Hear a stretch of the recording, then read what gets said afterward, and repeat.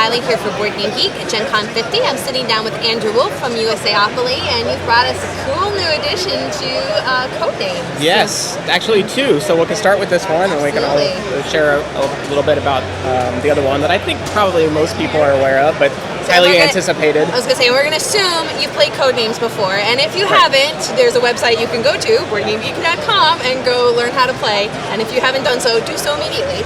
Right. So, and after you do that, then next month you can run out and get Codenames Marvel, which we have out here.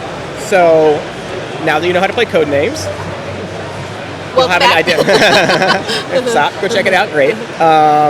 What you're going to see here is basically taking all the gameplay you're familiar with Codenames that everyone knows and loves. We're really excited about our partnership with Check Games to apply some really fun licenses to the great Codenames brand. And if people are familiar with Codenames pictures, these are the same size tiles as the Pictures edition. Yep. So the way we designed our licensed versions of Codenames with Marvel and then Disney, which I'll share in a minute, is that we have images on one side of all the cards, and they're double-sided, so the other side has words. So you can play either words or images. So you can play the basic Codenames or Codename pictures, or mix and match if you want to. We've got grid cards that everyone should be familiar with, all custom for both of these games. I love the teams are Shield and Hydra. Yep. So your Shield and Hydra agents. The bystanders we've themed out for Marvel to kind of represent Thanos and the Infinity Stones.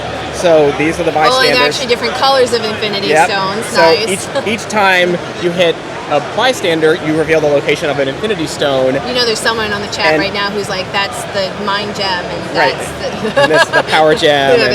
And then Thanos is actually the assassin. So you don't want to ever uncover Thanos, or else it's game over. Much like it would be in the Marvel Universe. He's the big bad, so you want to stay away from him at all costs. One other fun little wrinkle we added to gameplay is that if you actually reveal all the stones, which is pretty unlikely, I think, finding all the bystanders, but it can happen.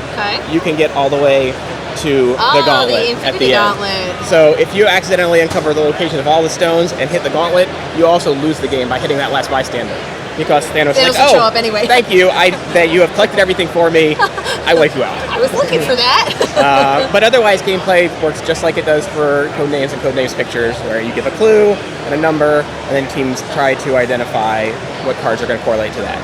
So this is not the only intellectual property you guys were able to work on. That's right. We also have Codenames Disney. We call this the Disney Family Edition. So again, you're going to see content. I'll hold the box. Oh, great. You hold that. Sure. That's going to have pictures on one side, words on the other.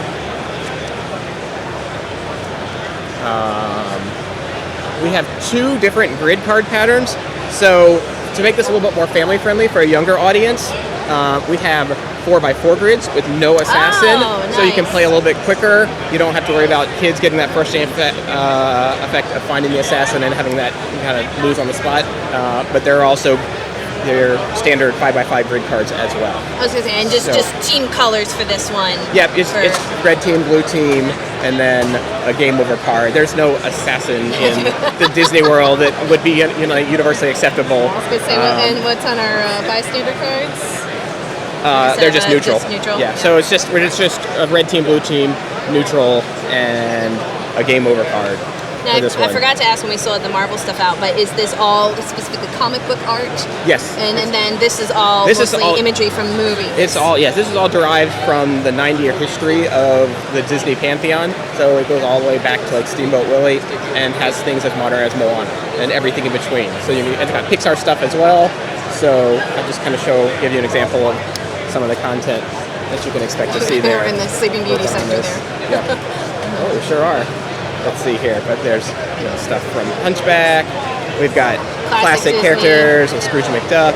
There's the ocean from Moana. We've got stuff from Inside Out. So you can see it really runs the gamut of everything in the Disney Pantheon. Are these commercially available now? They will be available next month in September. So we were fortunate to get a couple of copies at the show to have as preview and demo, and then they'll be widely available in September. Well, if you guys want to check that out and are already a fan of Codenames, this is from USAopoly doing an edition of Marvel and Disney being a little bit more family-minded. And so thank you so much for letting us take a quick look and check them out soon. Absolutely.